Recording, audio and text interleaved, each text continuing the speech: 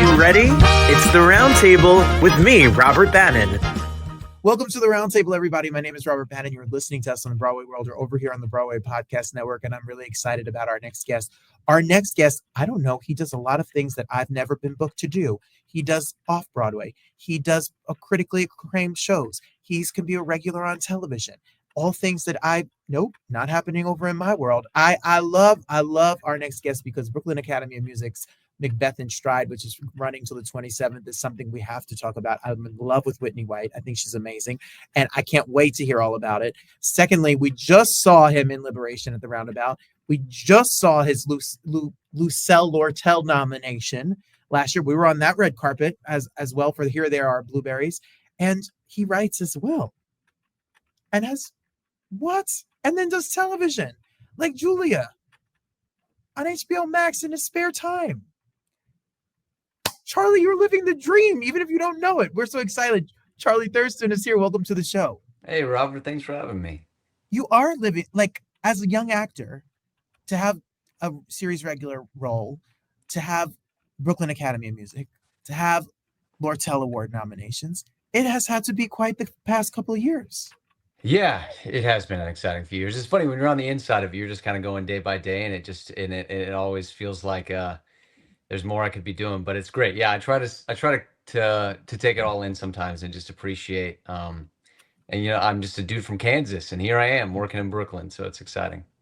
You know, when I was looking you up and I was on your IMDb page and I was reading a bio about you, I saw Kansas to now New York and to doing all this classical work and all this innovative work that you do. What was the journey like from Kansas? When did the acting bug hit you? It's funny. The first play I did was in high school in Kansas, and a public school in Kansas, outside of Kansas City, and we had a pretty good theater department. And I always tell the story that I was doing London Suite, which is a Neil Simon play, and each act is totally different actors. And it was a one night only performance, only in high school. And the actors in the scene before mine forgot all of their lines. So it was just brutally painful for everyone in the audience. And then I came on stage and it was just like basically competent and they loved it. So I always wonder if they hadn't forgotten their lines and the response hadn't been so positive for me, would I have become a doctor or something? But here I am. Well, thank God they forgot their lines. And thank goodness that you see, I was the one who forgot my lines as the Tin Man in 6th grade. And then it just, my trajectory went in a totally different career than yours. So for that, was there a moment where was it through school? Was it through graduating high school that you said, like, I'm going to make a go of this? What does family and people think when you say, like, I'm going to become an actor for real? Yeah, it's a good question. Yeah, I kind of got the bug in high school. I was an athlete and really had no idea that theater would be a thing. I had a couple speech impediments as a kid, so the idea of talking publicly was terrifying to me. But thanks to some great speech pathologists at my schools in Kansas, they helped me start to sound like I do now. And so theater came in high school, and I kind of caught the bug. And shout out to my wonderful drama teacher at China Mission East, Brian Capello, who really kind of taught me what theater is and what it's capable of doing. And then I went to like a liberal arts college and studied theater there with a more diverse set of classes. And yeah, just kind of continued to become obsessed with it as a medium, as a way to connect with people in a live moment. And as the world becomes more digitalized, it just is that much more potent to like all be in the same room together. And that just was so compelling to me and so exciting and so meaningful that that's kind of how I got hooked. And yeah, explaining it to my family, they were surprisingly supportive, knowing that how hard it is to be an actor. But they were on board, and my mom especially has just been a kind of a rock for me as I've tried to navigate the ups and downs of the industry.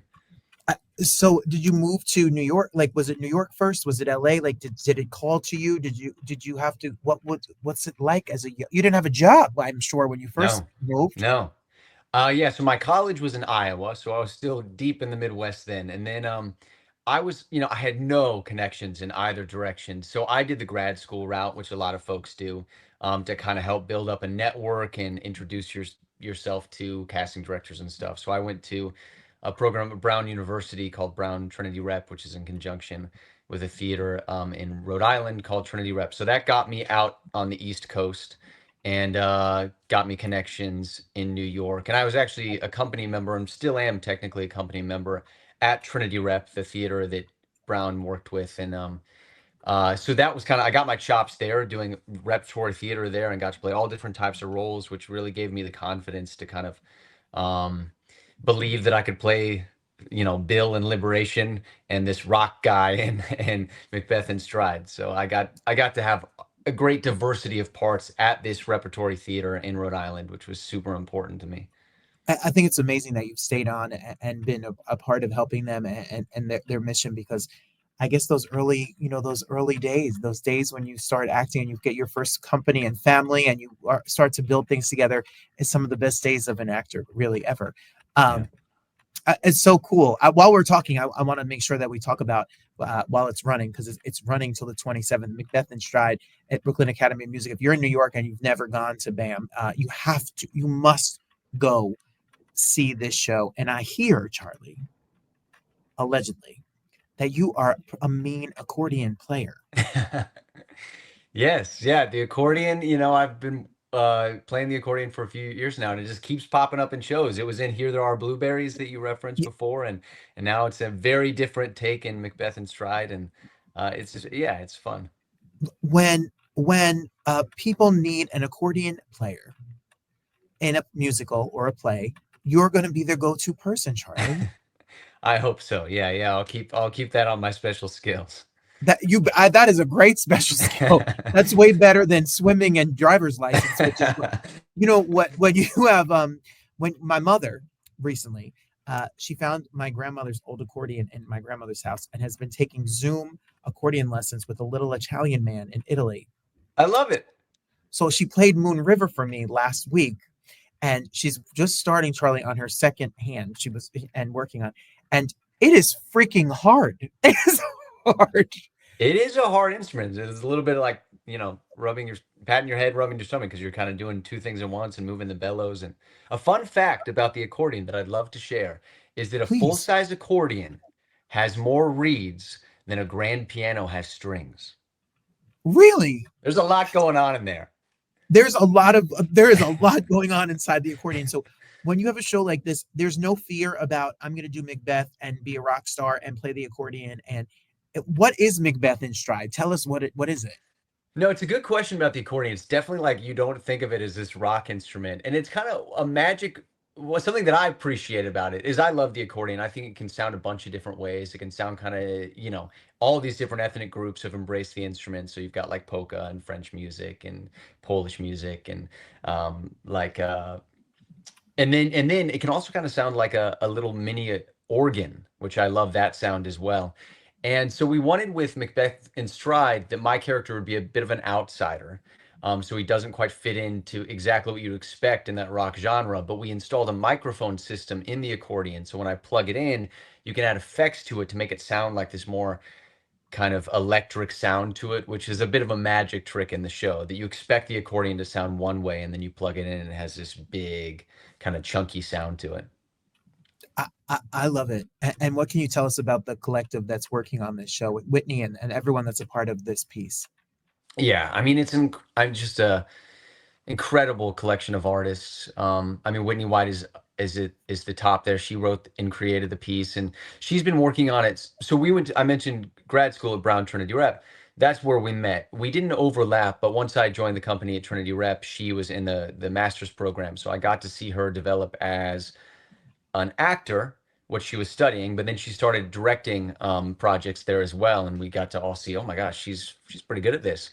And then, her many skills just kind of unfurl like a magic show, and she's also an incredible vocalist and composer. Hot take: Whitney White, the ultimate multi-hyphenate, and she's so brilliantly talented in all these different things she does. I personally, this is just Charlie Thurston's opinion, I think she's most brilliant as a composer. I think her music is so incredible. She has such this catalog of a brain when it comes to musical genre and style, and it's amazing watching her compose in real time. And it's just been thrilling to get to work on music with her. And so yeah, she created this piece, just like when she reads, I'm just quoting her now, when she reads Macbeth, she thinks of she hears rock and roll music. So she was like, what if I mash up Macbeth and rock music? So it initially started off with her as Lady M and I Can Tina Turner music. And so it was her going back and forth between the Shakespeare and Tina Turner music. And she did that for a while with a bunch of different musicians. And then they were going to do it at ART. It got shut down by the pandemic. And she was like, screw it, I'm going to write all the music. So then she composed all the music. That's when I came on board. And it's just been just such an incredible gift to have her writing music for me. And then she brought on the three witches, who are just these incredible vocalists. And they function as the witches in Macbeth, but also the backup singers for us. And they're just incredible dancers and singers. And the band that we've assembled is this incredible group of artists, Nigel, MD, Bobby, and Kenny. And so that there's just like an absurd amount of talent on stage. I'm uh, I have nothing. What in the world? People need to buy a ticket if there's a ticket to be had. Yeah. We have had her on the show. We have seen her on red carpets. She directs her face off. That's what I think of. And she's sweet and cute and fun. I had no idea. Whitney White, come back on this show and tell us your secrets. Yeah, you're just scratching the surface of Whitney White. There's so much to her. She has a deep, deep soul and is an incredible performer and is so captivating and so vulnerable in the show and just like can sing her face off. And the fact that it's got that kind of special thing of like when Lin-Manuel Miranda was in Hamilton, you knew that that dude wrote this. When you come to see this, you're going to know that that woman at the center of this, she created all of this madness, and she is the one that mashed up rock music and R&B and soul and gospel music with this iconic Shakespeare text. And it's so exciting and moving and also just like a great entertaining show. Everybody, I think there's something for everybody because it's just such a vibe.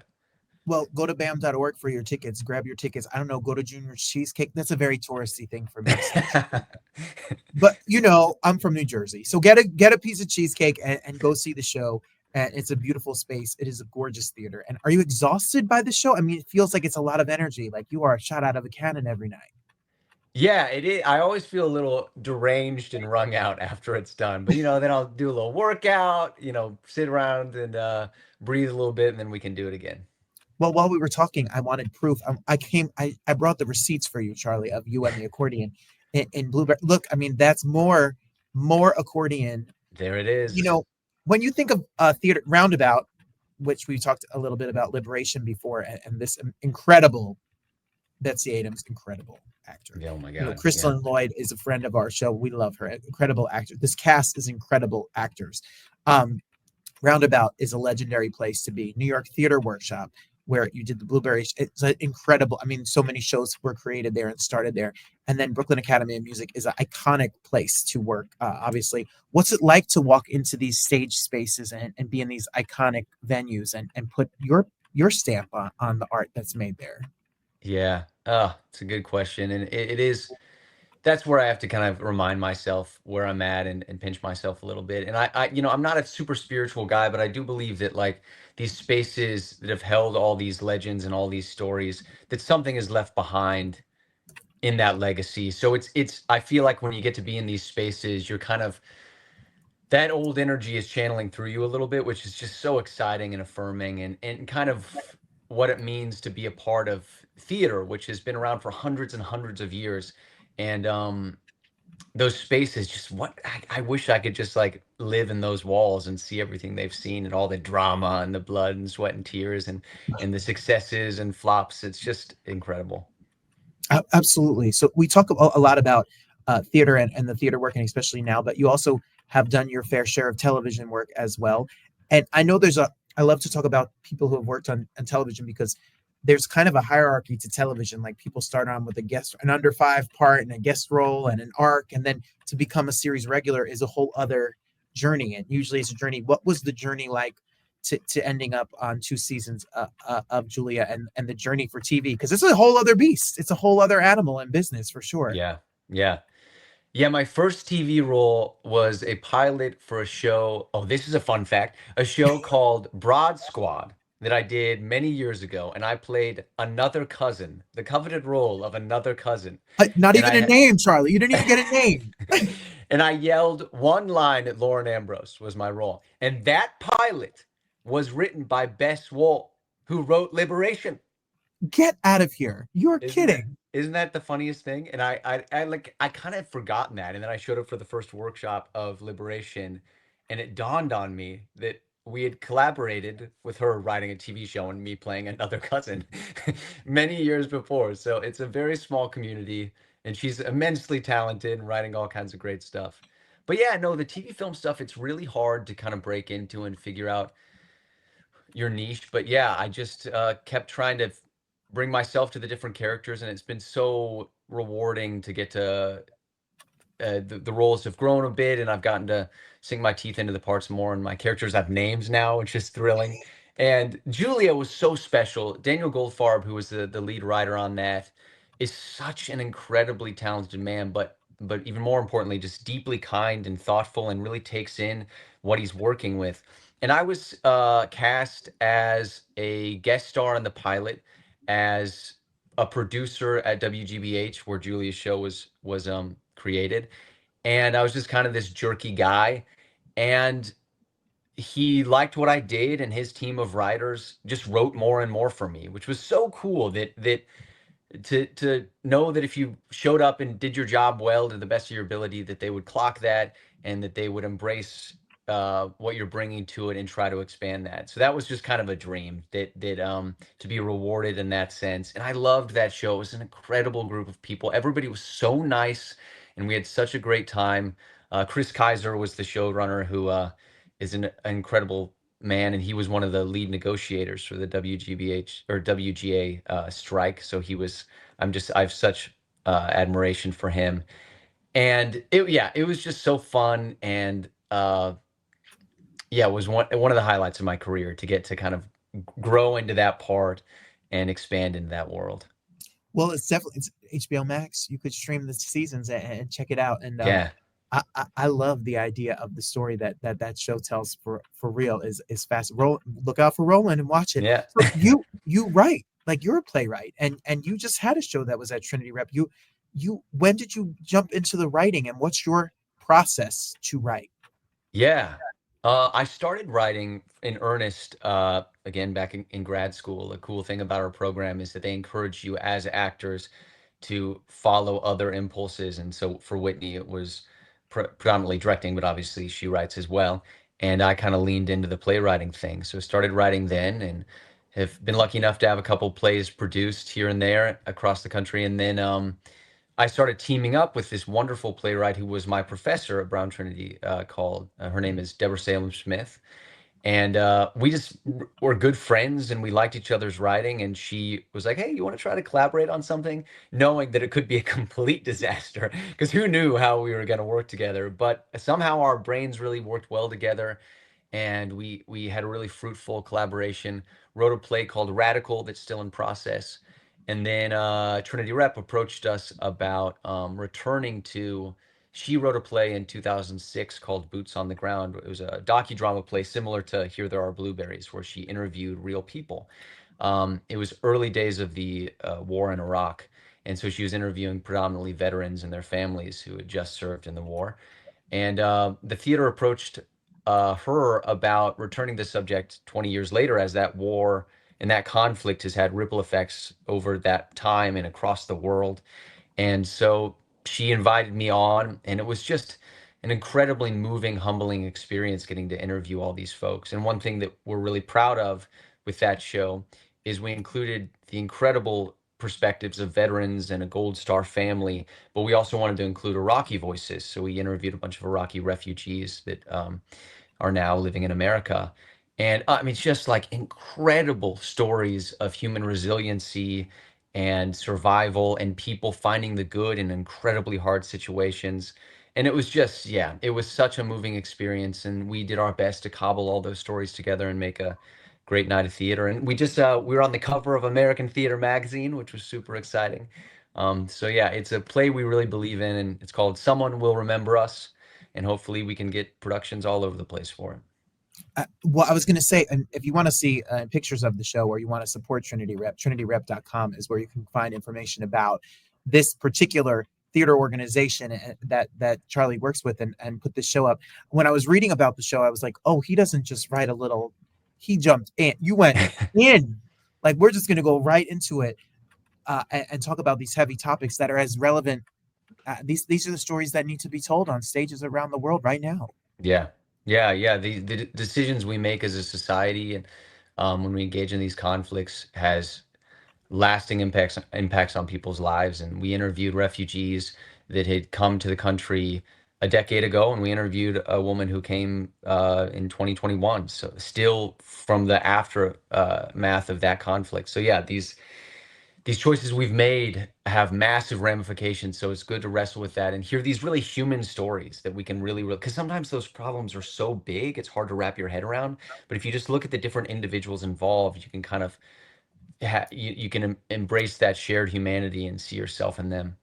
Oof, and that's more important than ever. So do you write when you feel the inspiration? Do you keep a certain time every week? I mean, you're busy, you're doing a show as we speak, so like, how do you fit all the different parts of your, I'm sure you have auditions and self-tapes and you're in a show at night and you probably have ideas to write things down, so how do you organize all this? You know, a professor of mine, Eric N., he was always like, you need to write every day. And I did that for a while and I was so disciplined. But now I think of myself as like, we binge watch TV shows. I'm kind of like a binge writer now, like that I'll carve out some time and just really um, try to get as much as I can out on the page. And it's always percolating in the background. And I'm a big fan of voice memos to when some random thought comes to mind about a character or a story to to to get that down in some way, and then you can return to it in those moments where you can spend a little time with it. And a shout out to my collaborator Deb. It's been so helpful with my crazy schedule to have someone that I'm accountable to and that I can bounce ideas off of. So I've loved that collaboration. I think that that's something that's special about theater is it's a collaborative art form, and our two brains together are more potent than just my little old brain alone. So is it weird because while you were talking, I was thinking, I can only imagine what it's like to write something down, get it up on its feet, and then it has a run and you're not there and your words are being said and things are being, it's going on, audiences are experiencing it, versus what you're doing every night at BAM where you're on stage and telling the story and tales and words of someone else. What was it like when you write a play and you get it out and it leaves you? It's like a kid, like it goes Yeah. on and lives its own life. Yeah, it's such a great question. It is so, there's the old trope of the writers like pacing furiously in the background because it's such a vulnerable thing. You've been sitting alone, mumbling to yourself in your room for years, potentially writing this play, and then suddenly you're trusting all of these other artists to deliver the story to this, hundreds of strangers right in front of you. So it is super vulnerable, but really exciting. And if you get the right collaborators, it's so rewarding to learn things about this thing that you've been wrestling with, and you feel like you know every nook and cranny. Another person will get involved, and you'll learn something completely different. And that's how the plays keep evolving over time. And this was a little wild because just as a freelancer, you can't really predict when things will happen. And the premiere of Someone Will Remember Us, complete overlapped by like 3 weeks with rehearsals for Liberation. So I started and I was in rehearsals for Someone Will Remember Us, and we were working on the script. And then I had to go to New York and start working on Liberation. And they were kind enough to let me dart back and forth a few times. And a cool story is I wasn't supposed to be at opening for Someone Will Remember Us because we were in tech for Liberation. And I had come to terms with that. But we had arranged a lot of our interviewees to be at opening and put a lot of work into trying to get everybody there, which was so important for them to get to see the play. And I was so proud that we'd gotten most of the interviewees to be there. And I just knew that I wasn't going to get to be a part of that, which made me sad, but I moved past it. But we were in tech, and Whitney knew that night that we weren't going to work my sections in the play. So she was like, go. So I got on a train and went back to Providence, and I made it about 20 minutes late. So I was, that annoying guy who was sat late in the corner of the theater. And I'm looking on stage and I'm breathing heavily, having just run from the train station. And there's a scene, this beautiful scene of this Gold Star family we interviewed. Ed and Regina are on stage getting played by wonderful actors Stephen Thorne and Rachel Warren. And I'm taking that in, and I look to my left, and 3 seats away are the real Ed and Regina watching their story being told. So then I got to look around the theater and see all these real people that we'd interviewed take in their own story. And it was just something I'll never forget. I'm so grateful that I got to be there. You had to be there. They made it work. You had to They be made there. it work. Yeah. They made it. I love your story. I think you're inspiring for all the young actors out here, because I think that, like many of the people we're talking about, there is no you're just this or you're just that. You can be a writer, you can be an actor, you can be on stage, you can be on television, you can play accordion, you could sing, you could do all the things that you need to do to tell these stories. And I think at the end of the day, that's what really matters, is that these stories get told and people hear them. Yeah. I tell young actors that if somebody tells you what your career is supposed to look like, they're full of baloney, because they have Yeah. no idea. Everybody's career in this industry looks totally different. I mean, it's a wild business. And I mean, Whitney White is the perfect example. If she does everything, and that's just a great way to get yourself out there and find your way in this industry, is to dip a toe in every little thing you can. See, and you could tell he's from good old Oklahoma, because he said full of baloney, and us in New Jersey would have said something else. But Charlie, you we could follow you. We could stay up to date with you on social media. Yeah. Charlie T. Thurston on Instagram is the main. I can only manage one. I'm a simple guy, but I that's hear you. Charlie T. Thurston, it will tell you he's an incredibly talented actor. Your little it's funny. Like your little bio in there is hysterical, with a good heart. You got to read it. Follow him and read it, because he's a trip. It's a good time. So we'll be following you on Instagram. We'll be staying up to date. We'll be checking you out at Brooklyn Academy of Music. The next shows, the next TV shows, the next projects.